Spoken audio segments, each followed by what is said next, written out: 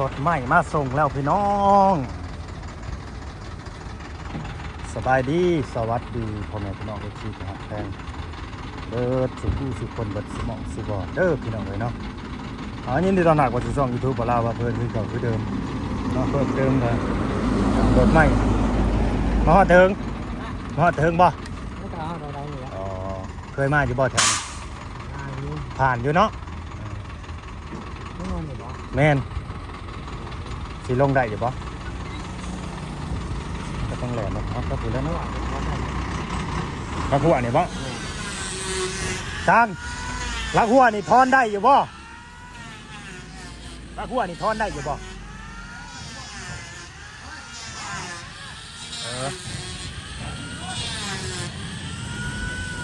ลักหัวนี่ได้อยู่บ่บ่มันหักแล้วมันเสียนะแล้วลักหัวกันดิมันดอกมันหักไปแล้ว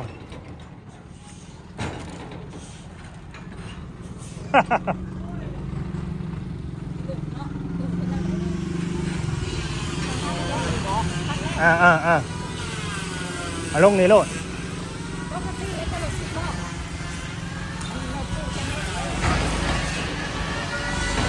ลงเลยแม่ท่านนี้เป็นทีมงานสร้างเนาะอันนี้เพื่อนสร้างเพิ่นพี่น้องเลยฮะจริงๆไม่นะมันมีอีกชุดหนึ่งได้ตัวนี้เด้เนาะไม่อีกชุดหนึ่งอีกชุดหนึ่งอันนี้ราคาตัวนี้นะบอกเกี่ยวกับบินในที่เขามาส่งนี่เนาะอันนี้เป็นเสาอันนี้เดี๋ยวเสาต่อ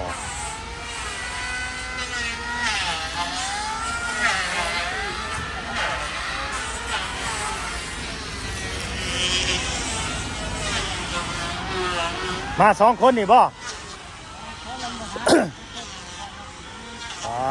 ตัว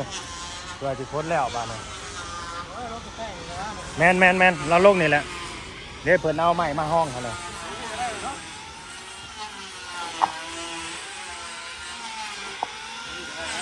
แมนหาสร้างซอยอีกสิได้เสีย100ให้สร้างแล้วนี่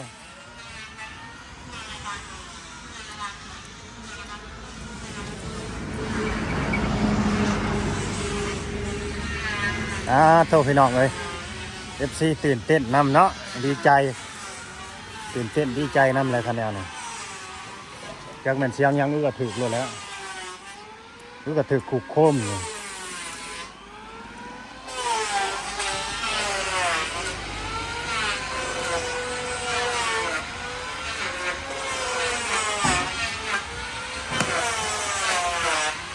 เสียงดังเนี่ยเด้อว่าเพิ่นกบใหม่เนาะ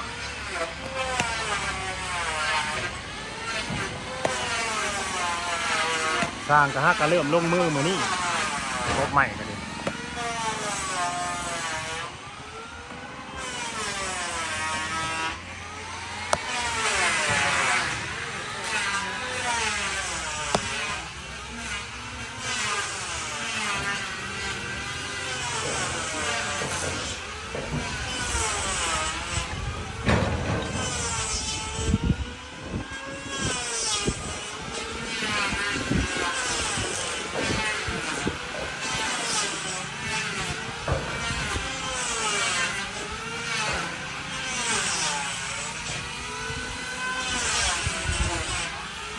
เดี๋ยวสิไปตะเอามอนักก่อนเด้อเบิ่งกล้องให้แน่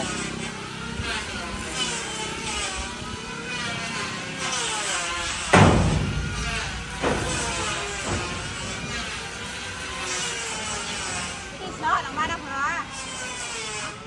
ซอสออกมาต้องกันเหรอวะ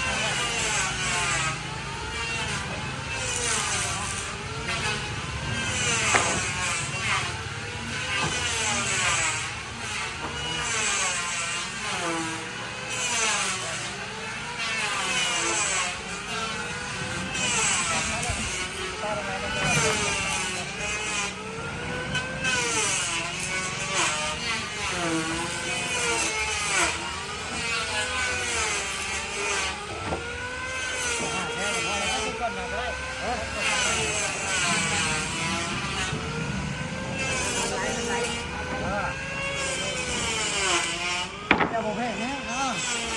ได้ได้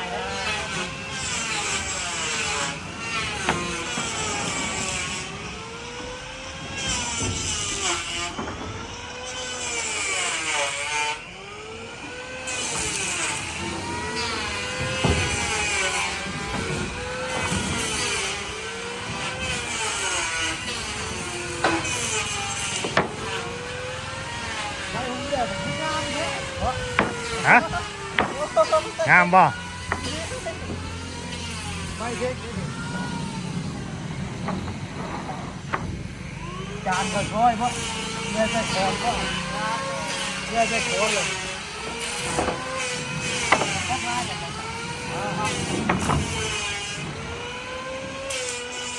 เดี๋ยวบ้านอ่านก่อน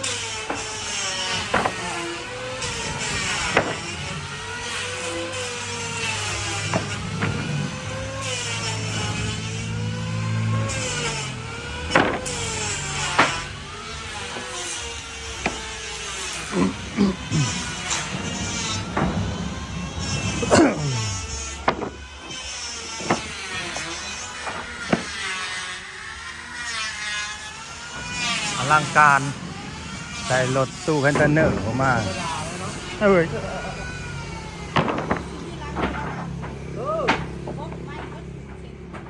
เราบริเปรี้ยวเลย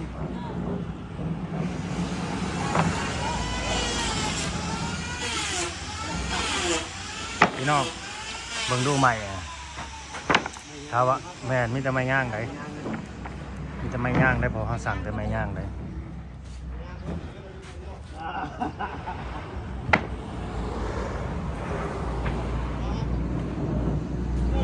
เดี๋ยวครับไอ้เสียงมันต้องมาพอแดกเลย ละแผนก อ อ่าน เฮ้ยแจ๊บไม่เลย อ่า มาพี่เด้อเดี๋ยว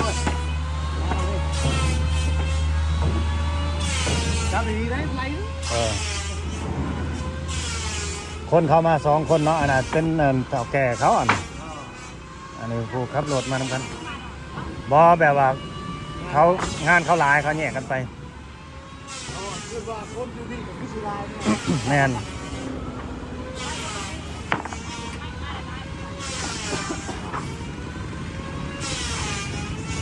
ผมไม่เขาไม่ติดจานหรอกว่า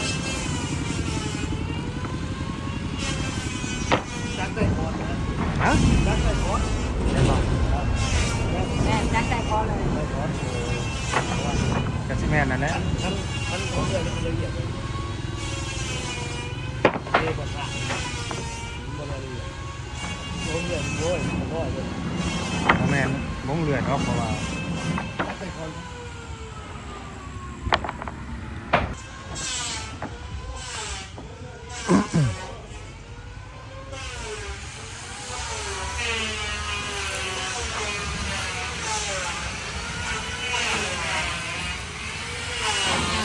ทีมงานสร้างนี่สามัคคีกันขนาดเลยพี่น้องเอ้ย4 คนมีแต่สร้างมืออาชีพเด้อพี่น้องเอ้ยนี่เนาะบ่แม่นสร้างมาใน TikTok เด้สร้างกันเขาเรียกว่าสร้างรุ่นพ่อนะประมาณนั้นแหละเนาะก็ทาเบิ่งและทาเบิ่งผลงานเขาฉะนั้นปัจจุบันบ่าวลาวอวยนะบ่าวลาวสิว่าบ่าวลาวอวยสร้างเกินไปแล้วเนาะเจ้านี่ปัจจุบันแต่เบิ่งผลงานเอาเนาะค่าของคนอยู่ที่ผลของงานเป็นยังหวะเด้อค่าของคนอยู่ที่ผลของงาน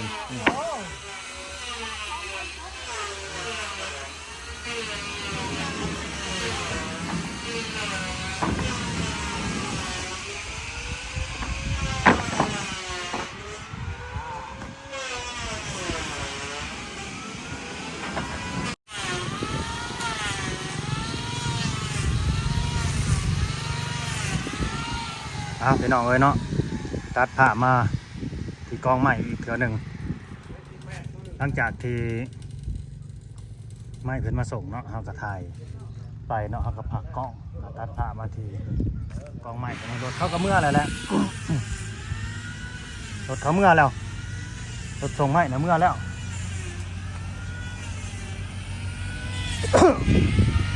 กองบักใหญ่อย่างไรใหม่นะกองมาฮือมาเลย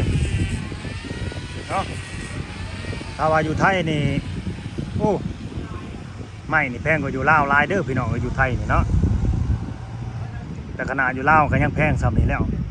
กันอยู่ไทยนี่ฮะเฮาแฮงว่าบ่เว้าเลยทบครึ่งนั่นแหละ2 ทบคือบ่จักแค่2 ทบครึ่งพุ่นสำลาวนี่อันนี้ราคาทั้งเบิดทั้งมวลนี่เนาะบ่ได้ฮอดอันเท่าใดปีนึงตกประมาณ37-38 ล้านกีบนี่แหละพี่น้องเอ้ยเนาะประมาณนี้เนาะ37-38 ล้านกีบบาทกว่าจะหาเงินได้ล้านหนึ่งเนาะถ้าคิดเป็นเงินบาทก็สิตกอยู่ราวๆประมาณเท่าใดเรียกเงินมันก็ขึ้นกับลงเนาะอันนี้เฮาก็บ่แน่ใจเด้อพี่น้องเด้อตัวนี้เนาะบ่แน่ใจคือกันเนาะไม้มีแต่ไม้งามๆได้ไม้นี่เป็นไม้ย่างพี่น้องมีแต่ไม้ย่างเนาะมีแต่ไม้ย่างเด้อไม้ตัวนี้ก็ดี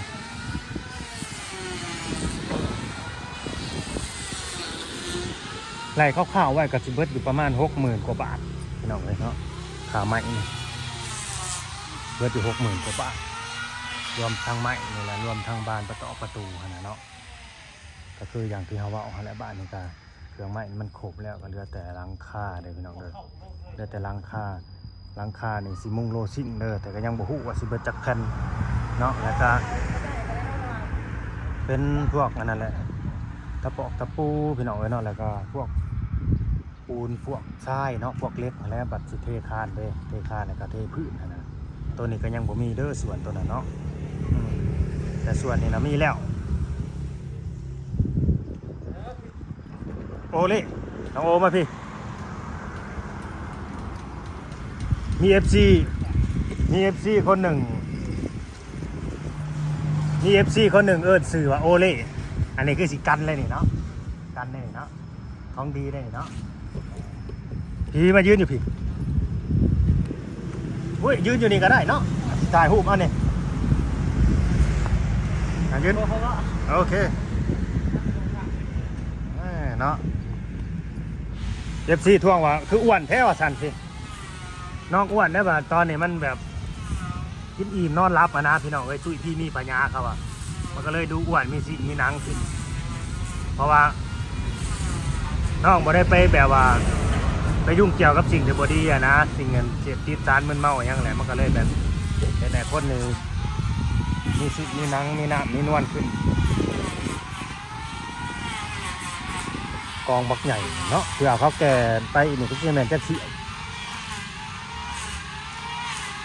อันนี้ยังบ่ฮู้เด้อว่าสร้างเพิ่นสิคิดค่าน้ำเมืองน้ำมันน้ำอีกบ่หรือว่าจังใด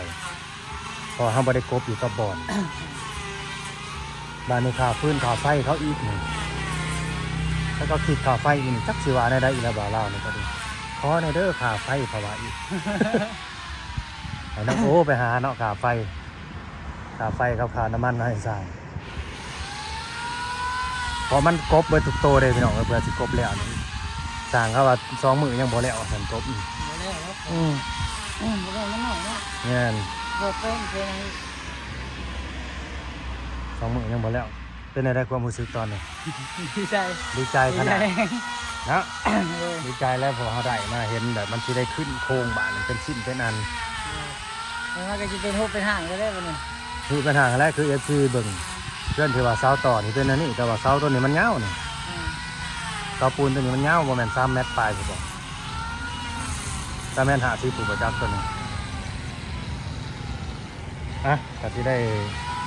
จบที่ว่าสำเร็จแล้วพี่น้อยเนาะหลังจากที่นอนไม่ลงแล้วเพิ่นก็เมื่อแล้วเนาะก็สิได้จบคลิปไว้เพียงเท่านี้เด้อบัดนี้ก็ขอบคุณ FC แล้วก็ผู้รักผู้ใหญ่จะดีจะบุญที่เพิ่นบ่ประสงค์ออกนามเด้อผู้ใหญ่คนหนึงบ่ประสงค์ออกนามเนาะฝากเงินมาให้บ่าวลาวเป็นสะพานบุญให้ 60,000 กว่าบาทเพิ่นฝากมานี่มาซื้อไม้นี่เนาะก็ให้เพิ่นอยู่ดีมีแรงสุขภาพเป็นแข็งให้เพิ่นร่ำเพิ่นรวยเด้อให้มันเพิ่นเงินอย่าเจ็บอย่าจนให้โชคให้มาให้เจ้าร่ำเจ้ารวยขึ้นกว่าเก่าเด้อกินก็บ่ให้บกจกก็บ่ให้ลงฟังเอาเด้อคำบ่าวลาวอวยพรนี่แหละก็เอานำไปใส่นำไปเว้าอวยพรเพิ่นผู้ใหญ่เพิ่นเนาะสิ่งสำคัญคือให้เพิ่นร่ำเพิ่นรวยเพิ่นอยู่ดีมีแรงกินก็บ่ให้บกจกก็บ่ให้ลงเด้อว่าสิให้เจ้าร่ำเจ้ารวยขึ้นกว่าเก่าอายุมั่นขวัญยืนเก็บซี่ทั้งผู้เก่าผู้ใหม่นั่นแหละเนาะตามนั่นแหละขอบคุณเพิ่น ทุกคนเด้อ ผู้ใหญ่ใจดี ใจดีเบิดอยู่ทุกคนมาซื้อไม้ให้ลูกครับให้อยู่บ้านคนเงินให้อยู่ดีมีแห้งเก็บได้มันไข่สิมี ทานมื้อเช้าให้ไล่ข้าวมื้อแลง ทำเช้าอะไรเขามาแรงคอยข้ามไปด้วยกลัวเก่า เออ ถึงบ่าวลาวเขาบ่าวลาวจะให้อยู่ดีมีแห้งผมเจ็บจะได้ไข่สิมีให้คนทำคนแพง ให้คนหาคนแพงบ่าวลาวบ่ โดย อาสาธุเนาะ แล้วก็ไอ้อยู่ดีมีแห้งแหละร่ำไปด้วยกว่าเก่า โดยให้คนหาคนแพงบ่าวลาวเพื่อนเป็นหักคนแพงน้องโอได้เด้อพี่น้องเอ้ยสาธุเนาะเอาสิอยู่ดีมีแห้งแล้วก็สิหั่งสิมีสิร่ำสิรวยไปพร้อมๆกันพี่น้องเอ้ยทั้ง FC คือกันเด้อเนาะสบายดีน้องโอสบายดีโอเคบัดเนาะถือว่าเสร็จสิ้นภารกิจเด้อพี่น้องเด้อเนาะก็ตามนั่นแหละขอบคุณเด้อ FC เนาะอยู่ดีมีแห้งหักแพงแบ่งปันกันเด้อเนาะเบิร์ดสุขคนนั่นแหละเนาะเบิร์ดทุกคนทุกท่านพี่น้องเอ้ยว่าจะเป็น FC ฝั่งลาวฝั่งไทยเนาะภายในและต่างประเทศเด้อเนาะก็ถ้าเบิ่งถ้าชมไปนำกันพี่น้องเอ้ยแล้วก็สิ่งที่มันขาดอยู่ก็คือเฮาเว้าไปหั่นแหละตอนนี้เด้อพี่น้องเด้อคือหลังคาเด้อโลซิ่งแต่ยังบ่ทันได้ฮู้ว่าสิเบิดจักแผ่นต้องรอให้สร้างเพิ่นขึ้นหลังคาก่อนเพิ่นไปวางโครงก่อนจักสิฮู้ให้เพิ่นไล่เนาะบัดนี้สิเบิดจักแผ่นแล้วก็ค่าสร้างน้ำอีกเด้อค่าสร้างก็50,000สร้าง50,000นี่ฮะก็เห็นสมทบมาทั้งบ่าวลาวก็4,500เนาะ4,500 บาทนั่นแหละเนาะ อันนี้คือค่าสร้างเด้อที่เป็นสมทบมาแล้วก็ค่าอุปกรณ์อะไรเฮียนทรายเล็กพวกปูนบอกอย่างแล้วที่มาเทที่ในน้องนะพี่น้องเลยเนาะก็ตามนั่นแหละเด้อเนาะขอบคุณผู้ใดที่ว่าเขามาเบิ่งมาชมตั้งแต่ต้นจนจบคลิปเด้อพี่น้องเด้อผู้ใดเบิ่งจบคลิปก็คอมเมนต์บอกให้เด้อเนาะสบายดี